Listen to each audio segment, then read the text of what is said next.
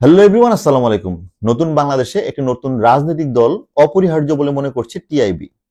Recently একটি সেমিনারে TIB দাবি করে এই যে গণ অভ্যুত্থানের মধ্য দিয়ে পাওয়া নতুন বাংলাদেশ, সেই বাংলাদেশে ছাত্রদের প্রতিনিধিত্ব থাকা দরকার, ছাত্রদেরকে একটি নতুন দল হিসেবে আবির্ভূত হওয়া দরকার। এখন বর্তমান বাংলাদেশে আসলে কি নতুন একটি রাজনৈতিক দল হওয়া দরকার, যেখানে বিএনপি রয়েছে, জামাত রয়েছে, আর অনেকগুলো দল রয়েছে? তারপরে কি এই ছাত্রদের মধ্য থেকে নতুন একটি রাজনৈতিক দল দরকার? সাধারণ জনগণ কি ভাবছে? সাধারণ জনগণ কিন্তু আশা করছে এই ছাত্রদের মধ্য দিয়ে নতুন একটি দল আসুক। কারণ এই যে প্রথাগত যে রাজনীতি, যা আমরা মুক্তিযুদ্ধের পর থেকে দেখে আসছি, আওয়ামী লীগ, বিএনপি, জাতীয় পার্টি, জামাত, সেগুলো নিয়ে আসলে মানুষ লম্বা সময় ধরে একটু আশাহত। সেই জায়গা থেকে নতুন যখন কোনো কিছুর একটা সুবাতাস পেতে শুরু করলো জনগণ, তখন কিন্তু তারা আশা করছে এই সুবাতাস যাতে লম্বা সময় স্থায়ী হয় বাংলাদেশে। এবং এই যে আমরা ৭১-এর পর থেকে লম্বা সময় একটা রাজনৈতিক দুর্বৃত্তায়ন দেখেছি, সেই জায়গা থেকে বের হওয়ার জন্য, পরিবার কেন্দ্রিক যে রাজনীতি আমরা দেখেছি, সেই জায়গা থেকে বের হওয়ার জন্য শুধু নতুন রাজনৈতিক দল না, এই ছাত্রদের মধ্য থেকে একটা রাজনৈতিক দল প্রয়োজন বলে মনে করছে সাধারণ জনগণ। এখন সেই ক্ষেত্রে আগামী নির্বাচনে ইকুয়েশনটা কি হবে? কি হবে জামাতের স্ট্যান্ড, কি হবে বিএনপির অবস্থান, কি হবে জাতীয় পার্টির অবস্থান?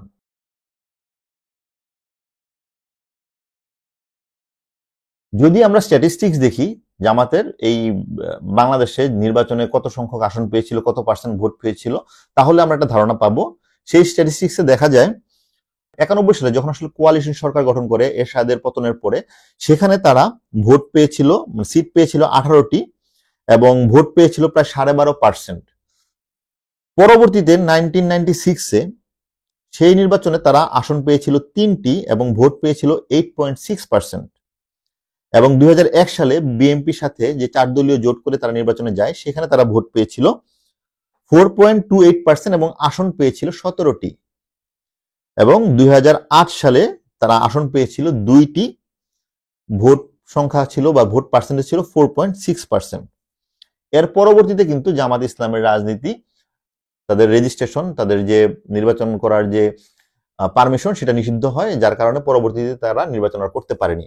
এখন এই স্ট্যাটিস্টিক্স দেখলে কিন্তু খুব সহজেই বোঝা যায় যে আন্দোলন পরবর্তী সময়ে 1991-এ জামাত ইসলামের ভোট যথেষ্ট পরিমাণ বেড়েছিল। সেখানে তারা যথেষ্ট পরিমাণ, মানে 12.2% ভোট পেয়েছিল, সেটা এখন পর্যন্ত তাদের হাইয়েস্ট পার্সেন্টেজ, এবং সিটও পেয়েছিল সর্বোচ্চ 18টি। পরবর্তীতে ধীরে ধীরে তাদের এই আসন সংখ্যা, পার্সেন্টেজ সবই কমতে থাকে। এবং ২০০১ সালে এসে যদিও তারা আসন সংখ্যা 17টি পেয়েছিল, বাট সেটা ছিল সরকারের সাথে যে জোট, সেই জোটের কারণে 17টি আসন পেয়েছিল। এখন এটা গেল হচ্ছে জামাত ইসলামের ভোটের পার্সেন্টেজ। এই স্ট্যাটিস্টিক্স দেখলে কিছুটা আইডিয়া পাওয়া যায় বর্তমানে যে আন্দোলন পরবর্তী সময়, সেখানে যেখানে জামাত ইসলামের ভাবমূর্তি বেশ উজ্জ্বল, সেই জায়গা থেকে হয়তোবা এবারও তারা হয়তোবা 17 থেকে 20-22টি আসন পেতে পারে।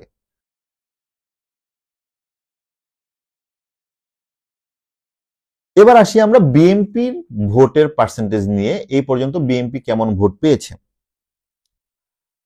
1991-এ যে কোয়ালিশন সরকার হয়, সেখানে তারা 140টি আসন পায় এবং ভোট পায় 30.81%। সেই সরকার খুব বেশি দিন টিকেনি। তার পরবর্তীতে 1996 সালে তারা 278টি আসন পায় 300 আসনের ভিতরে এবং সরকার গঠন করে। পরবর্তীতে জুনে আবার যখন নির্বাচন হয়, সেখানে কিন্তু তারা 33.61% ভোট পায় এবং আসন পায় 116টি, এবং সেই সময় আওয়ামী লীগ সরকার গঠন করে। ২০০১ সালে এসে তারা 40.97% ভোট পেয়ে এবং 193টি আসন পেয়ে তারা সরকার গঠন করে। এবং পরবর্তীতে ২০০৮ সালে তারা 32.50% ভোট পায় এবং আসন পায় মাত্র 30টি। এই নির্বাচন নিয়ে অনেক প্রশ্ন রয়েছে এবং পরবর্তীতে এই নির্বাচন পরবর্তী সময়ে আসলে আওয়ামী লীগ ছাড়া কোনো ইতিহাস নেই, কারণ পরবর্তী সময় থেকে আওয়ামী লীগ পুরো ক্ষমতাকে, পুরো সিস্টেমকে আঁকড়ে ধরে। এখন কথা হচ্ছে এবার নির্বাচনে কি হবে? এই স্ট্যাটিস্টিক্স দেখলে বোঝা যায় যে এই নির্বাচনে যেহেতু আওয়ামী লীগ প্রায় অনুপস্থিত, এবং অলরেডি কিন্তু বলা হচ্ছে যে আওয়ামী লীগ না থাকলেও এই নির্বাচন হবে এবং সফলই হবে এবং সুষ্ঠু হবে এবং হতেই পারে। এখন আওয়ামী লীগকে এখন পর্যন্ত নিষিদ্ধ করা হয়নি, আওয়ামী লীগ নির্বাচনে আসতে পারে। এবং সেই যদি নির্বাচনে আসেও কতজন আসলে এই মনোবল নিয়ে আসবে সেটা একটা প্রশ্নবিদ্ধ। বাট যারা আসবে তারা কতটুকু ভোট পাবে সেটাও আসলে প্রশ্নের বিষয়। বাট সেই আসন সংখ্যা একটা দুটা বা পাঁচটার বেশি যে হবে না সেটা মোটামুটি নিশ্চিত, এবং ভোট যে খুব বেশি 1-2% বেশি হবে না সেটাও নিশ্চিত। কিছু কিছু আসন রয়েছে, যেমন গোপালগঞ্জ কেন্দ্রিক কিছু আসন রয়েছে, সেখানে হয়তো বা আওয়ামী লীগ তারা আসন ধরে রাখতে পারে। এছাড়া আওয়ামী লীগের আগামী নির্বাচনে খুব বেশি স্থান নেই। জামাত এই পর্যন্ত সর্বোচ্চ 18টি আসন পেয়েছিল এবং লাস্ট সর্বোচ্চ আসন পেয়েছিল 17টি আসন, যেটা হচ্ছে বিএনপির সাথে 4 দলীয় জোট করে। বাট এই নির্বাচনে তারা আলাদাভাবে হয়তোবা 20 থেকে 25টি আসন পেতে পারে, এবং বিএনপির এই নির্বাচনে সবচেয়ে বেশি সুযোগ রয়েছে, যেহেতু আওয়ামী লীগ নেই, বড় একটি দল নেই, এবং জাতীয় পার্টি চুপচাপ রয়েছে তাদের যে সম্পৃক্ততা আওয়ামী লীগের সাথে, সেই কারণে সেই জায়গা থেকে বিএনপি যদি ছাত্র রাজনীতি থেকে নতুন কোনো রাজনৈতিক দল উত্থান না ঘটে তাহলে 200 থেকে 250-র মতো আসন পেতে পারে। বাট যদি ছাত্ররা চলে আসে, যদি ছাত্ররা এই বৈষম্য বিরোধী যে ছাত্র আন্দোলনের মধ্য দিয়ে যারা রয়েছে নেতা, তারা যদি কোনো রাজনৈতিক দল গঠন করে তাহলে ডেফিনেটলি তারা যদি সুগঠিত হতে পারে, তারা যদি লম্বা সংখ্যক বেশি সংখ্যক আসনে প্রার্থী দিতে পারে, শহর কেন্দ্রিক যেগুলো রয়েছে বা মফস্বলে অনেক জায়গাতেই তরুণরা এই ছাত্রদেরকে ভোট দেওয়ার সম্ভাবনা রয়েছে, সেই জায়গা থেকে 200 থেকে 250 আসনের যে বিএনপির সক্ষমতা বা আশা, সেখান থেকে কমে তারা হয়তো বা 160-70 আসনে চলে যেতে পারে, যদিও তারা ক্ষমতা গঠন করবে 160-70 আসন নিয়ে, বাট তাদের আসন সংখ্যা কমতে পারে। এখন এইটা আসলে আমাদের জন্য জাতীয় জীবনে সুফল বয়ে আনবে না কুফল বয়ে আনবে?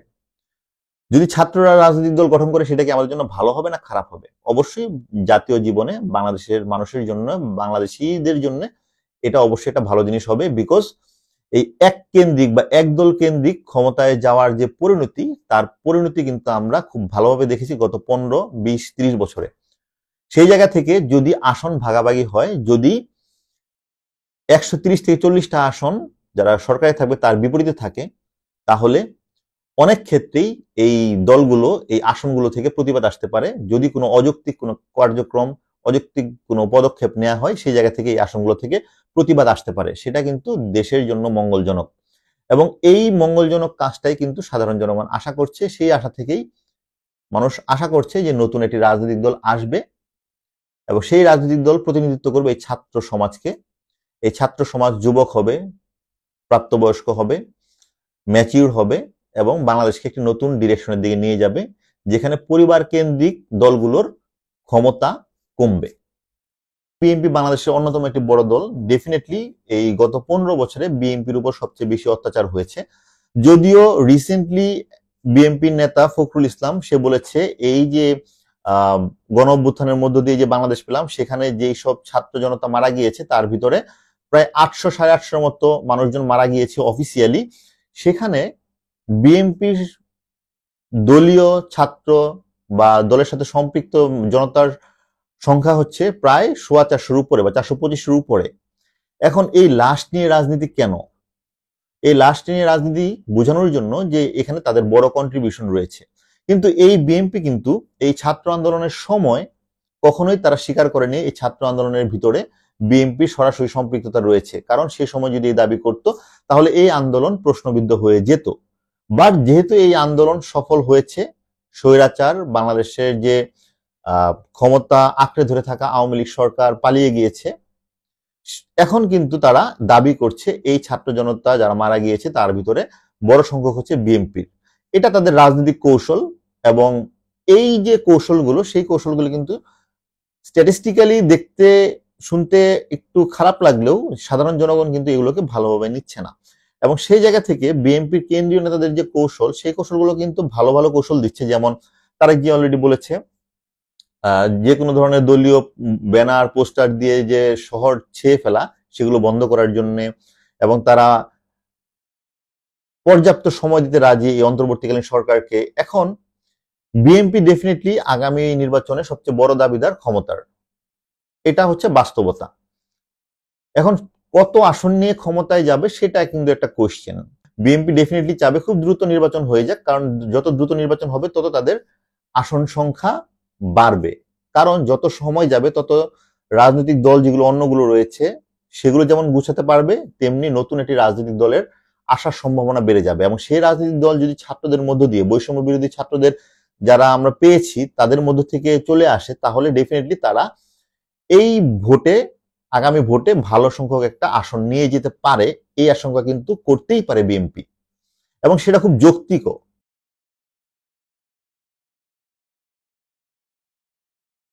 কারণ আগামী ভোটে খুব বড় সংখ্যক ভোটার হবে এই জেনজি, যারা হচ্ছে এই আন্দোলন করেছে, যারা বর্তমানে ছাত্র যুবক, এবং এই ছাত্র যুবকরা যদি অপশন পায় ছাত্রদেরকে ভোট দেওয়ার জন্য, ডেফিনেটলি তারা ভোট দিবে। সেই জায়গা থেকে কিন্তু বিএনপির ভয় হচ্ছে যদি নির্বাচন দিতে খুব বেশি দেরি হয়, 4-5 বছর বা 3-4 বছর লেগে যায়, তাহলে কিন্তু এই ছাত্ররা নতুন রাজনৈতিক দল গঠন করতে পারলে সেখানে কিন্তু তাদের আসন সংখ্যা কমবে।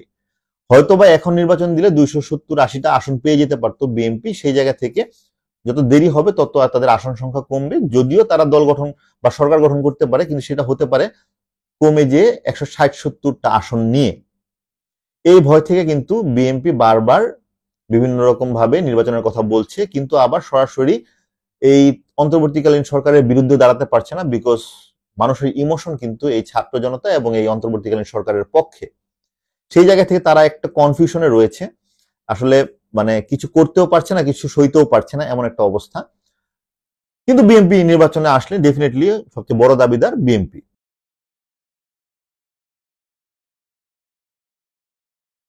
এখন জামাত কি করবে? জামাত এককভাবে কি বাংলাদেশে সরকার গঠন করতে পারবে? ইতিহাস বলে জামাত এককভাবে সরকার গঠন করার সম্ভাবনা খুবই কম।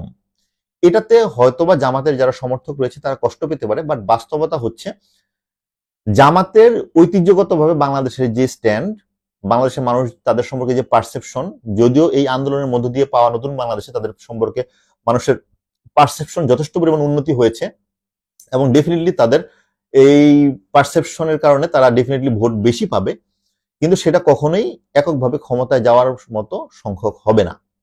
কারণ হচ্ছে জামাতের যে ধরনের রাজনীতি করে সেটা হচ্ছে ইসলামিক রাজনীতি, এবং সেটা যারা মুসলিম তারা অবশ্যই এটার পক্ষে যাবে, কিন্তু কথা হচ্ছে এই 2024 সালে এসে তাদের যে স্ট্যান্ড, তাদের যে পলিসি, নারীদেরকে তারা কিভাবে ক্ষমতায় নিবে বা নারীদের প্রতি তাদের যে দৃষ্টিভঙ্গি, শুধুমাত্র যারা এই প্র্যাকটিসিং মুসলিম নারী তাদের কথা বলছি না, বাংলাদেশের সকল নারীদের কথা বলছি। সেখানে রয়েছে শিল্পমনা নারী, সেখানে রয়েছে অভিনেতা অভিনেত্রী, সেখানে রয়েছে শিল্পী, সেখানে রয়েছে ডিফারেন্ট জেন্ডারের নারী, সেখানে রয়েছে বিভিন্ন মুক্তমনা নারী। এদেরকে কিভাবে তারা অ্যাকোমোডেট করবে সেটা কিন্তু জামাতের জায়গা থেকে একটু কনফিউজিং, এবং সেই জায়গা থেকেই জামাত ইসলাম যেভাবে আসলে নারীদেরকে দেখবে সেই দৃষ্টিভঙ্গির কারণে তাদের যে মূল ধারার রাজনীতি, সেই রাজনীতি কিন্তু 2024 সালে এসে খুব বেশি জাতীয়ভাবে একসেপ্টেবল হয়তো বা হবে না। এবং তারাও কিন্তু এই জিনিসটা ক্লিয়ার করছে না, তারা আসলে নারীদেরকে কিভাবে একসেপ্ট করবে বা নারীদেরকে কিভাবে আসলে ক্ষমতায় দেখবে বা নারীদের প্রতি তাদের দৃষ্টিভঙ্গি কি। এবং তাদের যে মূলধারার রাজনীতি সেই জায়গা থেকে তারা কিন্তু এই যে মুক্তমনা নারী বলি বা অভিনেত্রী বা শিল্পী সমাজ, তাদেরকে কিন্তু খুব বেশি অ্যাপ্রিসিয়েট বা অ্যাকোমোডেট করতেও পারবে না। সেই জায়গা থেকেই বললাম যে বাংলাদেশে 2024 সালে এসে যেখানে আমরা আসলে গ্লোবালাইজেশনের দিকে যাচ্ছি, যেখানে আসলে আমরা মুক্তমনার দিকে যাচ্ছি, সেখানে যতই আমি পার্সোনালি যতই ইসলামকে পছন্দ করি না কেন, মূলধারার রাজনীতিতে, ক্ষমতার রাজনীতিতে, সরকারের ক্ষেত্রে জামাত ইসলাম কখনো এককভাবে রাজনীতিতে সরকার গঠন করতে পারবে না। সাধারণ জনগণ এই পরিমাণ ভোট তাদেরকে দিবে না যাতে তারা সরকার গঠন করতে পারে, বাট ডেফিনেটলি আমি আবারও বলছি তাদের ভোট সংখ্যা বাড়বে।